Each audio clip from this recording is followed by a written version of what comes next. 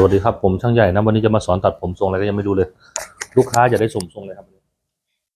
ทรงที่เสยแล้วก็เสยไปข้างหลังแล้วท้ายทอยอย่าให้ต่ำไปแต่นะท้ายทอยไม่ให้ต่ความทุยำความซุยไปเรื่อยๆแล้วก็ท้ายทอยอย่าให้บาง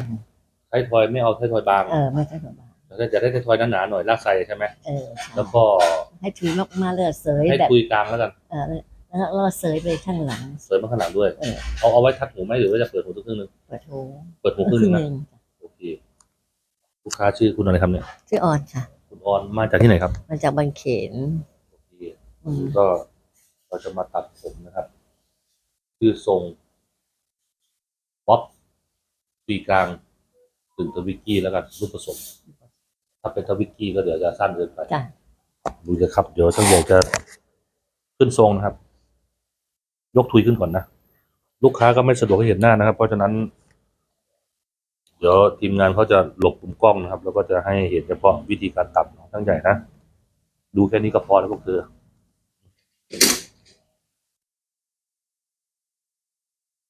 ความยาวนะครับ ผมจะตัดออกไปนะครับ ประมาณสักเซนหนึ่งก่อนเซนหนึ่งก่อนลูกค้าเป็นผมที่ดัดมาตลอดนะก็จะเกิดความแห้งเสียนะครับของเส้นผมนะความชุ่มชื้นก่อนที่เราจะตัดผมนะครับทีมงานช่างใหญ่ได้ใส่อาหารผมแล้วนะบำรุงเส้นผมให้เรียบร้อยนะเพื่อความรวดเร็วนะจะได้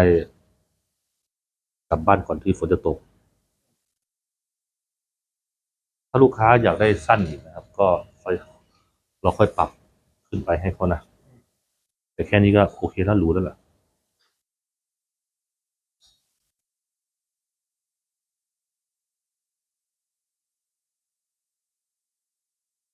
แบ่งผมหน้าหูหลังหูนะครับ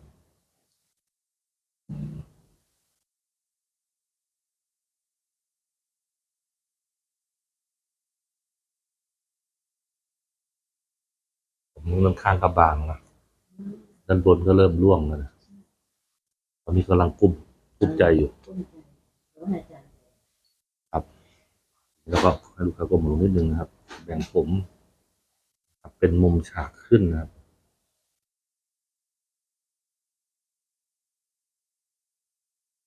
หลังจากจุดทุยปัญหาอะไร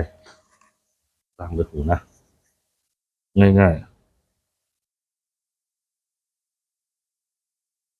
ๆยกผมขึ้นนะครับ90องศานะครับตัดซิกแซก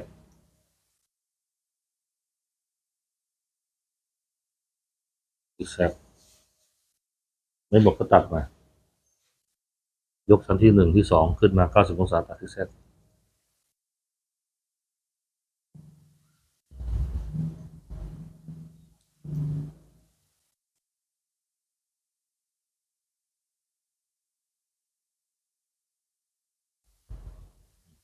ยกผม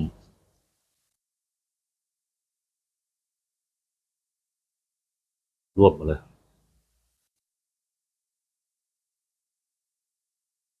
ยกเชือกเลย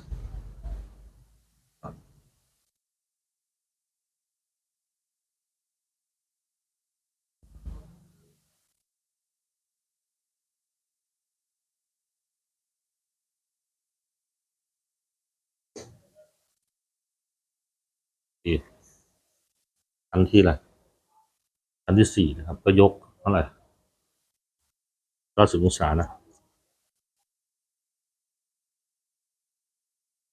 พอลูกค้าก้มหัวลงนะแล้วปรับองศาขึ้นให้มันสูงขึ้นมานะ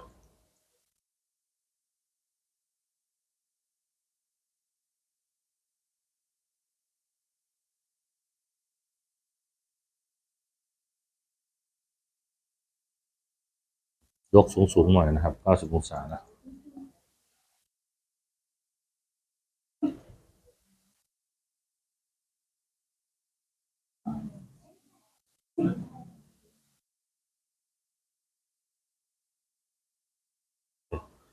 ความทุยเลเยอร์ไล่ขึ้นมาแล้วผมจะให้ความทุยเลยสอนอบางเขนไปเลยดีกว่าจะได้หมดห่วงเรื่องความทุยหมอแบนครับน้องศีรษะแบนใช่ผมถึงยก90องศาทั้งหมดเลยไงทีแรกถ้ ถ้าผมมันเนื้อเยอะผมจะยกแค่45แต่ว่าเรายก45ไม่ได้หัวมันแบนเลยต้องยก90องศาทั้งศีรษะเลยเฉพาะผมส่วนด้านหลังนะครับนักเรียนช่างนะแต่ละศีรษะช่างอยากจะแก้ปัญหานะครับการเลือกใช้องศาเนี่ยไม่เหมือนกันนะเพราะฉะนั้นนักเรียนช่างนะครับก็ดูแล้วก็ต้องแม่นเรื่ององศาด้วยนะมันมีเหตุและผลนะแต่ละศีรษะแต่ละคลิปเนี่ยที่สอนนะความทุยมาถึงกลางใบหูแล้วทีนี้เราก็จะมาเช็คเลยเช็คด้วยการตัดแนวตั้งเช็คแนวตั้งแบ่งเป็นกลีบส้มนะโน้มผมมาด้านข้างเล็กน้อยแล้วตัดเลย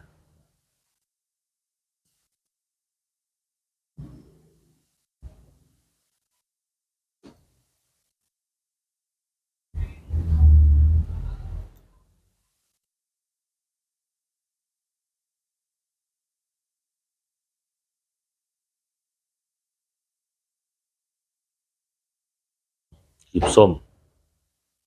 หรือว่าแบ่งเค้กแบ่งไปเรื่อย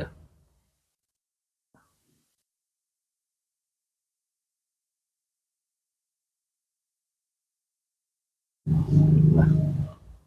ความทุยก็จะไล่เลเยอร์ขึ้นมา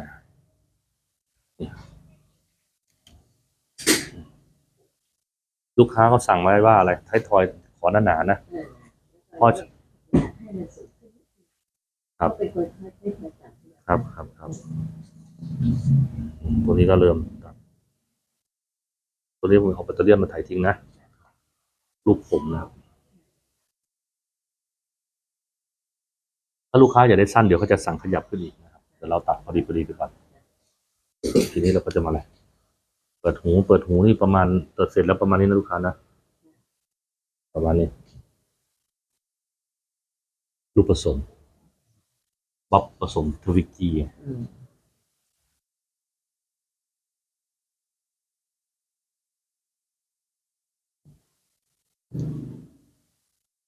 หรือลงมานะครับแล้วก็ตัด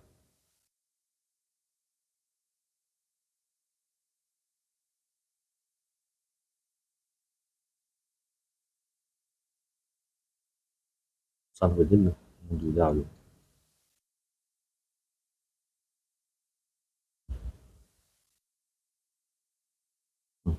แล้วก็อะไรแล้วก็ตัด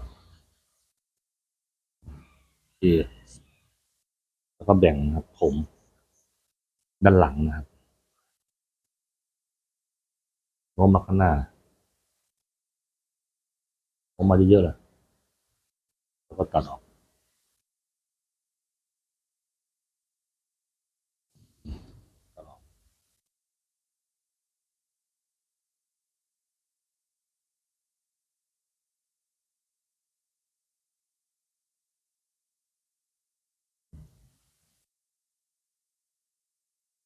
ดีชั้นที่สองมาโน้มมาแล้วก็ตัดอะไรโรลลิ่งคัตโรลลิ่งคัตเป็นเทคนิคของเกาหลีนะเรียนอาจารย์เกาหลีมามันถึงจะทำได้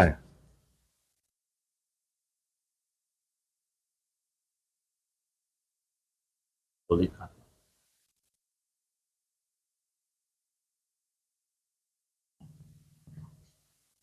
ก็ตัดหวีลงมา45 องศาแล้วก็โรลลิ่งคัตเลยอีกเอาไว้หนาๆนะด้านจอด้านซ้ายด้านขวานะเพราะอะไรลูกค้าผมบางก็ไม่ควรจะสไลด์บางนะตัดแค่นี้ก็พอผมก็จะดึงนะครับผมมาด้านหน้า45 องศานะเพื่อจะมาสร้างกรอบหน้านั่นเองกรอบหน้าตัดระดับไหนระดับประมาณกลางจมูกนะดึงมาก็ประมาณสัก4 นิ้วนะครับ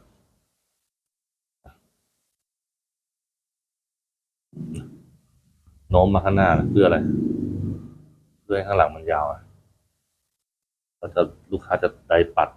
สีเสยได้หมดเลยเทคนิคนะใช่ครับก็สวยแล้วเห็นไหมมีรูปทรงมีเลเยอร์มีกรอบทรงด้านหน้าด้านข้างครับเชื่อมกันเลยแต่พอมาเริ่มมาหลังใบหูเริ่มจะยกสูงแล้วเพื่อให้มันรับกับอะไรรับกับกระโหลกศีรษะนะครับแล้วก็ความถุยที่เรากำหนดไปนะ ให้มันเชื่อมเข้าหากันแบบไร้ข้อต่อนะครับทอเต็มผืนไม่ใช่ที่นอนนะหมายความว่าให้มันเชื่อมกันทุกจุดนะนี่สวยแล้วเสร็จแล้วประมาณนี้ลูกค้าอันนี้นะครับหน้าก็จะสดใสขึ้นผ่องใสนะทีนี้มาดูผมด้านขวาครับเราจะตัดยังไงเชื่อมเข้าหากันผมนะครับอันนี้ข้างหน้านี่ถังสีตกใส่หรือว่าไงครับ ทำ หรือว่า เพื่อนก็ทำไฮไลท์ไว้ตรง อ๋อ ตรงข้างหน้านิดนึง ครับครับ ตอนนี้มันยาวแล้วหมอกขึ้น นี่ไม่ดีแล้วสักอย่างใช่ไหมอืมอายุมากก็ผมก็ร่วงอีกบางอีก แต่ที่นี่ทำมาเลเซียไปนิดนึงว่าไปยีมันหน่อยให้มันตั้ง ครับ แล้วผมก็เลยทำแบบนี้เพิ่งเจอฝนละอองฝนมา ลองฝนไว้ใช่ไหม เละเลยค่ะ เท่ๆอย่างเดียวเลยแล้วสภาพผมลูกค้าอ่อนแอด้วยไง ใช่ เพราะว่าไปทำเขาหลายอย่างถ้าเขาบ่นได้ก็บ่นแล้ว นั่นแหละ ท แต่ผมมาได้เดือน3 เดือนกว่า ำครับ แต่ตั้งแต่เดือนกรกฎาคมได้สิงหากันยายน3 เดือนกว่า ครับ ปกติ6 เดือนดับที ก็โน้มผมมาข้างล่างนะครับ แล้วก็ตัดเชื่อมกันมาใต้ติ่งหูนะครับเพราะอะไรไม่ต้องการให้มันอะไรให้มันสูงนะเราต้องการให้อะไรล็อบทวีกลางผสมทวิกกี้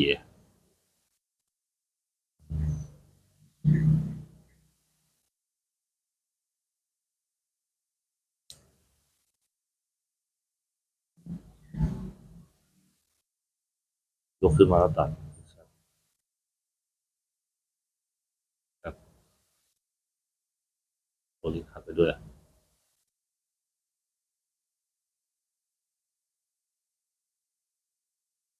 โรลลิ่งคัท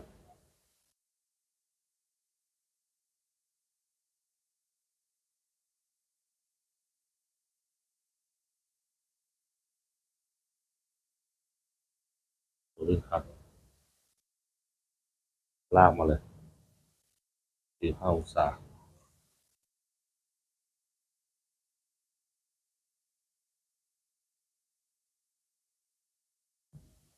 ด้านหน้าผมเล็มขึ้นมานิดนึงนะต่ำกว่าคิ้วประมาณเซนหรือจะพอดีคิ้ว ผลิตคิว นี่เลยนะเลื่อนข้างแล้วกันนะลูกค้าไม่สะดวกให้เห็นหน้าก็ไม่มีอะไรนะครับ ก็แค่ตัดให้มันสั้นเฉยๆประมาณนี้ได้ไหมครับโน้มมาหน้าโน้มมาแล้วก็ตัดเลยตัดตรงๆเลยนะเพราะว่าเราต้องการให้ผมมันหนาผมส่วนขอบหน้า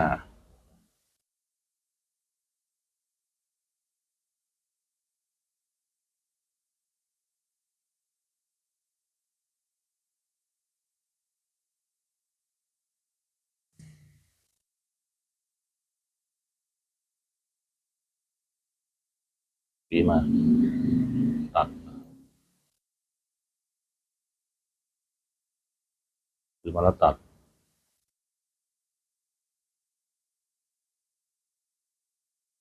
จำไว้เลยว่าจรอยู่ระดับติ่งใบหูใช่ไหมติ่งใบหูด้านซ้าย แล้วก็มาแอบดูติ่งใบหูด้านขวาเห็นไหมมันเท่ากันไม่เท่ากันก็เล็มให้มันเท่ากันแค่นี้ก็จบแล้ว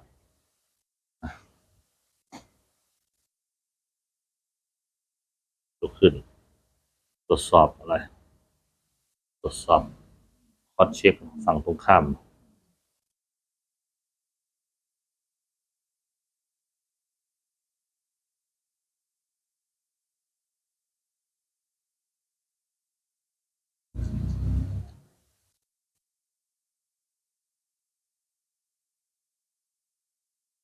ข้างมีช้อนขึ้นครับเช็ค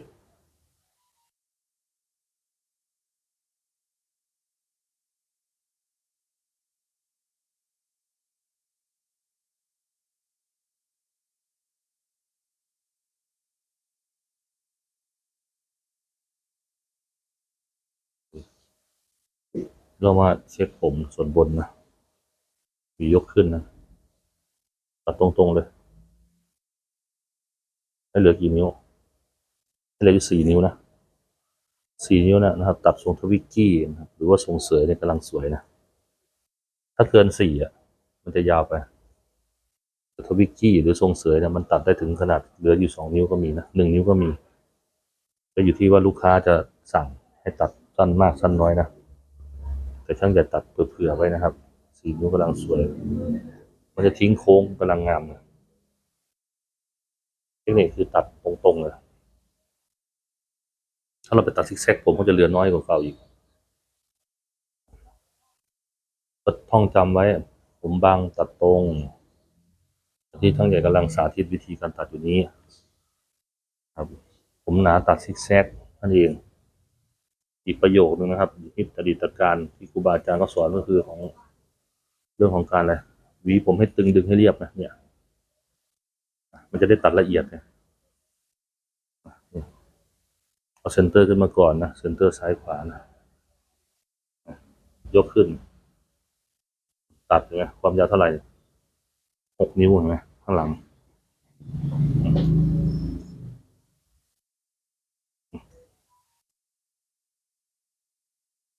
แล้วก็อะไรแสกกลางเช็คนะโน้มไปข้างหน้าแล้วตัดโน้มไปข้างหน้าแล้วตัดเพื่อให้ผมมันเกิดการโน้มเดินทางแล้วโน้มไปข้างหน้าตัด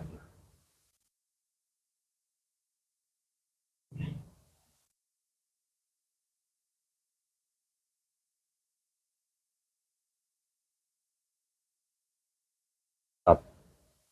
ทีละช่อทีละช่อมันเชื่อมกัน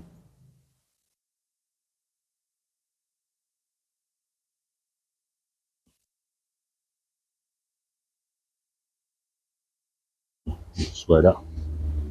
ด้วยความทุยด้วยเรียบร้อยเซนเตอร์ตัดแล้วก็ผ่านฝั่งด้านขวา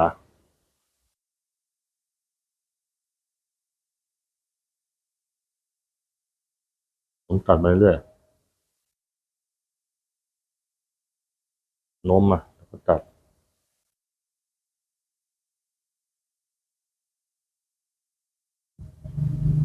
โน้มมาแล้วตัด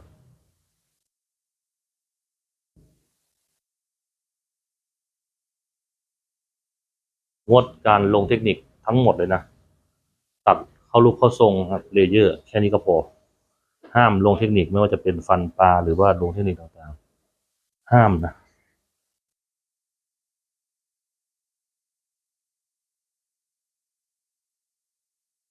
แต่การผมที่มันย้อนตอนออกเลยเอาหวีดันขึ้นแล้วก็ตัด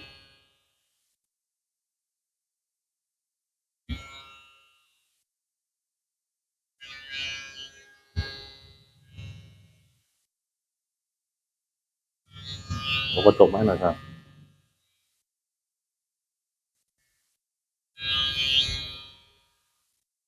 แต่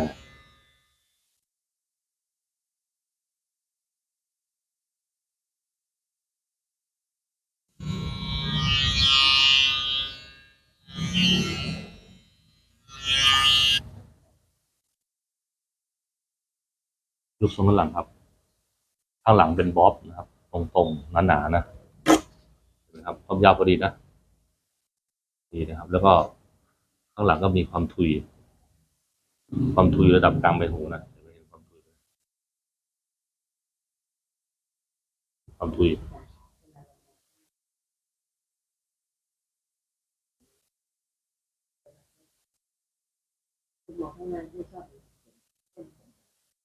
มันก็ต้องตัดเป็นตัวบีครับตัดตัวบีทิ้งเลยตัวเนี้ยตัดซ้ายตัดขวามันก็จะเหลือตรงกลางก็ก็หายไปเลยเท่านั้นเองได้อีกนิดนึงนะได้ครับผมเอาออกนิดนึงลูกค้าแบบ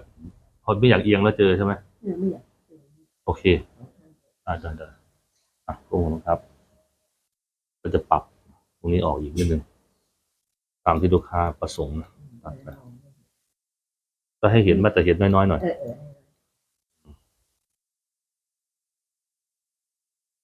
ลูกค้าสั่งถ้ามันทำได้ก็ทำไปเลยนะครับ ไม่ต้องไปหงุดหงิดนะไม่ต้องไปอารมณ์เสียใส่ลูกค้านะลูกค้าก็เป็นผู้ใหญ่ใช่ครับใช่ครับจะจัดให้ครับไม่มีปัญหาต้องมายกทุยขึ้นมาอีกนิดนึงเพราะอะไรเพราะมันจะได้เข้าทรงไงพอไหมขนาดนี้เดี๋ยวก็เดี๋ยวหลบปรับด้านปรับด้านไหนปรับด้านขวาออกครับ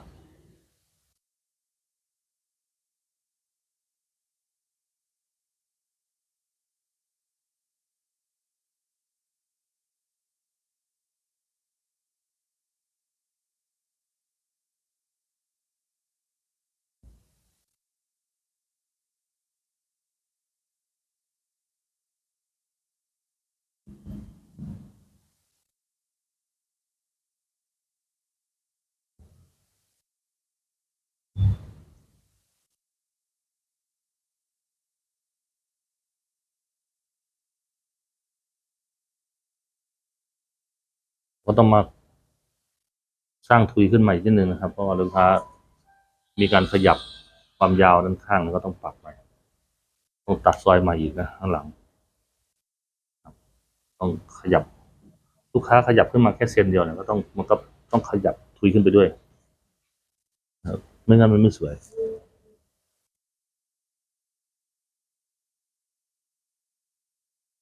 ขยับด้านซ้ายแล้วก็มาขยับด้านขวานะ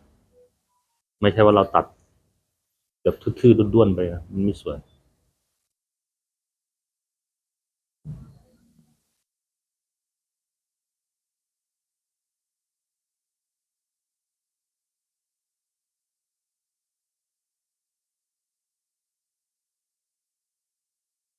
ดึงมาด้านข้าง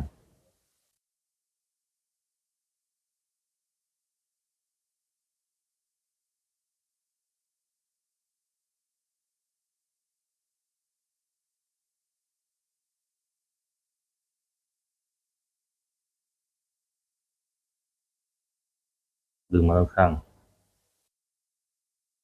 ตัดไล่ขึ้นไปอีก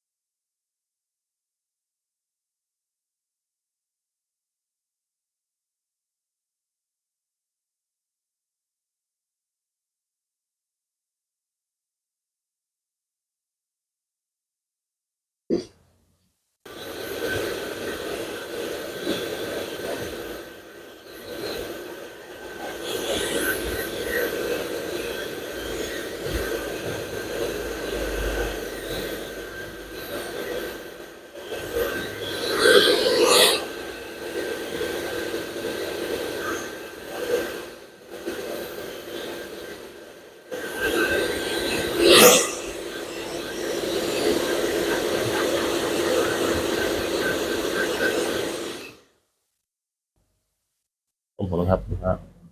เอาหมดนิดนึงมี10%ตัดทิ้งให้คอยจับอะไรนะครับให้คอยจับเปล่าครับผมพูดถึงเรื่องขนอ่อนลูกผมที่มันตัดไม่หมดกำลังสอนนักเรียนอยู่ให้ตัดให้หมดนั่นเองนะครับอย่าไปให้ลูกค้ากลับบ้านนะมันเป็นหน้าที่ของนักเรียนช่างที่ต้องตัดให้หมดนั่นเองนะครับ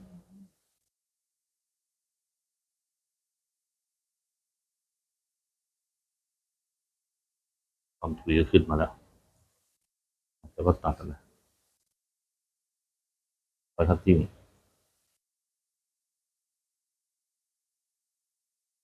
ไปทับจริง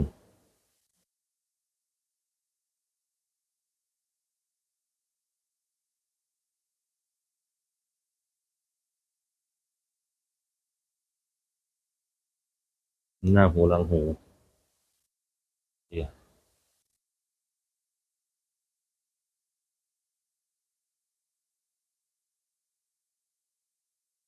พอดีไหมซ้ายขวาเป็นความทุยไหมผมต้องปรับขึ้นมาใหม่ลูกค้าสั่งขยับเหลี่ยมซ้ายกับขวาตรงเนี้ยถ้าอย่าต้องขยับทุยขึ้นไปอีกครับเพื่อให้ ให้มันทรงมันสวยงามเลเยอร์อันนี้ไม่ต้องใดก็สวยนะครับทวีนได้3 เดือน พอ3 เดือนปั๊บมันจะห้อยมาเหมือนเมื่อกี้เนี่ยครับ นะครับผู้หญิงก็จะเน้นเรื่องอะไรความทุยเชฟทรง เพราะฉะนั้นนักเรียนช่างก็ต้องอะไรสร้างให้ได้นะครับไม่ยากช่างอยากก็สอนละเอียดมากนะครับก็ต้องขอบคุณลูกค้านะครับที่อนุญาตด้วย ผมจะใส่โฟม ที่แข็ง ใช่นะใส่แล้วก็ไดใส่สเปรย์ด้วย ๆเอาเลย โอเค มันอยู่ ค ได้ รับ 3 วัน โอ้เอา3 วันเลยเหรอ อยู่ได้3 วัน ครับ แล้ว ได้ ก็เดินด้านข้างนี้ก็เสยแบบ ได้ โค้งๆ เดี๋ยวไดปัดไดยกโคนแล้วปัดมาข้างหลังเดี๋ยวให้ช่างก็จัดการให้ตัวนี้ก็ตัวคัดนิดหน่อยให้ปลายผมมันพิ้วหน่อยนิดเดียวโดยต้องเยอะนะครับ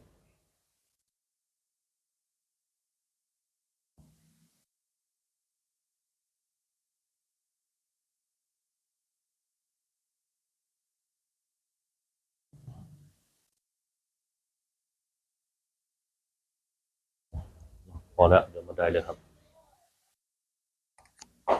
เสียดาย ไม่เขาเรียกว่ามันไม่ลงอ่ะเนาะลูกค้า อืม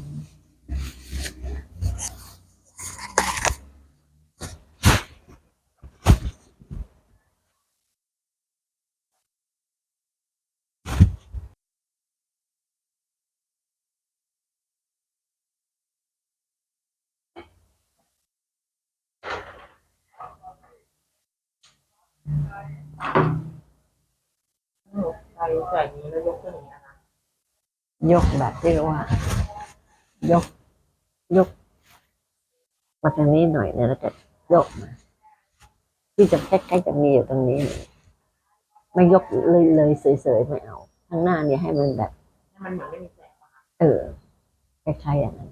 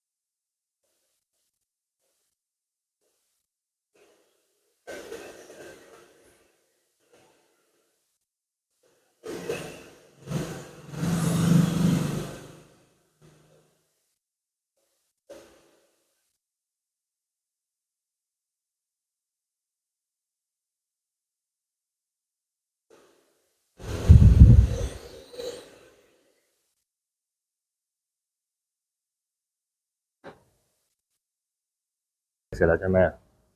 เราก็มาโกยๆมาหลังบ้านเนี่ยโกยๆมาลูกไล่ โยกไปทางด้าน ได้หมดครับจำโยนได้หมด โยกออกมาทางด้าน ครับครับครับนี่นะ ดึงดึง เดินออกมา บัง ทีนี้เราก็มาดูนะครับ มาดูข้อต่อรอยต่อนะที่มันจะไม่เชื่อมกันเนี่ยเราก็จัดเอาจัดเลยไดก็ต้องไดยกโคนนะตรงนี้ไดตรงไม่สวยทีนี้ก็มาตรวจสอบฐานทรงเนาะว่าฐานทรงไปนะครับ ครับ มาข้อมูลครับ ครับ มันเสียอยู่แล้วครับ ให้ทำใจครับ แล้วเราเมื่อไหร่ ก็ต้องพักผมสักพักอ่ะ แต่ก็ทำใจลำบากว่ามันขาวก็หงุดหงิดแต่จะยอม ไม่เอาตัวสเปรย์ฉีด ครับ ลูกค้าไม่ได้ผมก็ให้ ครับ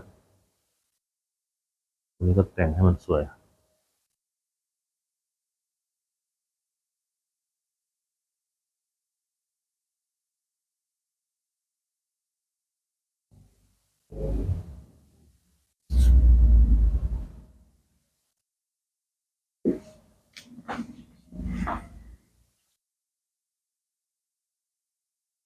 ยิ่งใดยิ่งสวย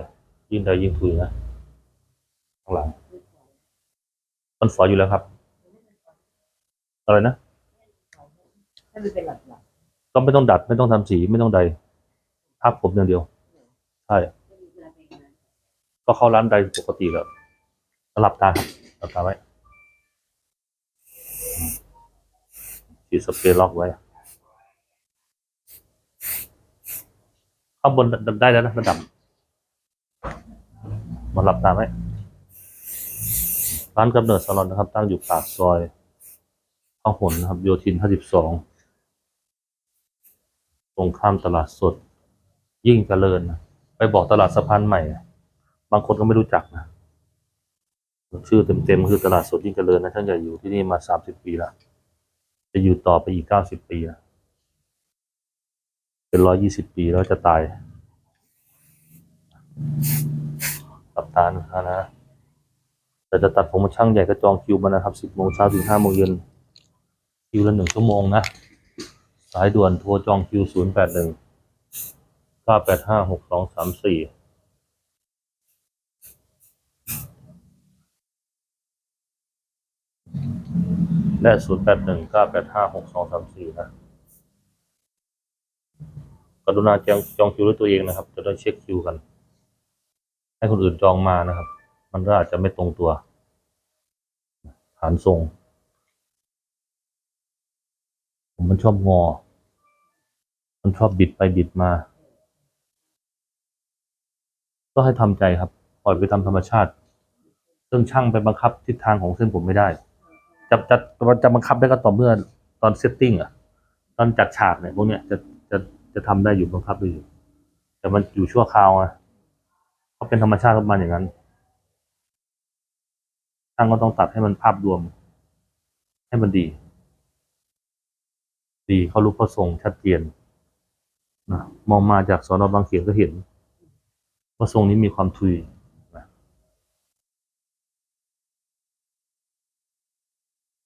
มันเด่นเรื่องไฮไลท์ไฮไลท์ที่อยู่ข้างหน้าด้วย ก็มีสีขาวด้วยปนๆกันมา ก็กลมกลืนใช่ครับ ให้มองบวกอย่างเดียว มองให้ เป็นรถ ใช่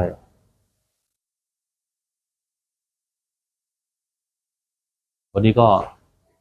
ขอบคุณนะครับนางแบบชื่ออะไรนะครับ คุณออน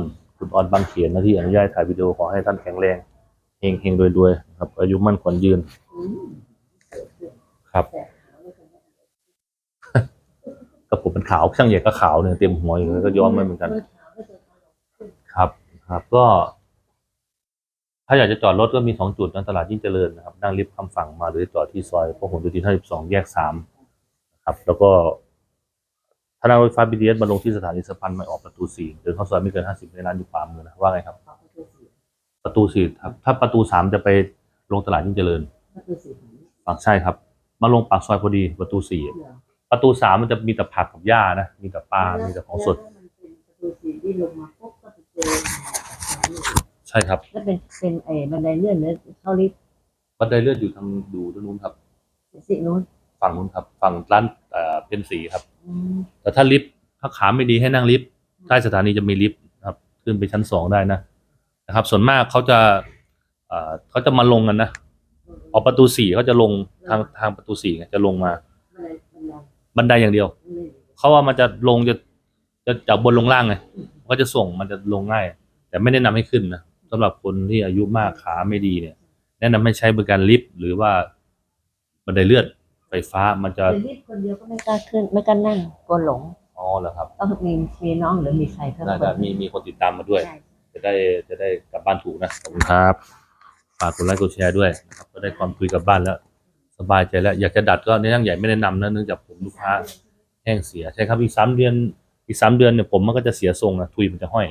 ก็ต้องมารับยาถอนพิษครับมารับวัคซีนความสวยใช่ครับ แต่ถ้าอยากได้ไอ้สเปรย์ที่มันแข็งๆเลย ได้ครับมีครับเดี๋ยวบอกเคาน์เตอร์ได้เลยได้ครับอยากได้อะไรอีก อยากได้หวีที่อาจารย์หวีอยู่ประจำอ่ะ หวีอะไรหวีซอยหรือว่าหวีโต้ หวีธรรมดาที่จะเวลาเดี๋ยวพรุ่งนี้ตื่นขึ้นมาปุ๊บนะมันก็จะยุ่งยิ่งที่จะเอาหวีนี่หวีลงไป ได้ แล้ว ครับ ก็จับขึ้นไปขึ้นบัน ได้ครับจะจัดให้ นะ โอเคลาไปก่อนครับสวัสดีครับบ๊ายบาย ค่ะ